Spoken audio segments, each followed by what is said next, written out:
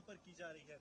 खासतौर पर आपको बता दें, इलाका इसलिए ज़्यादा चुनौतीपूर्ण है क्योंकि रिहायशी इलाका है और आतंकी जो है कहीं ना कहीं इस इलाके से जो है फ़ायदा उठा सकते हैं। ये आपको उच्च दरिया दिख रहा है, ये वही उच्च दरिया है जो कठुआ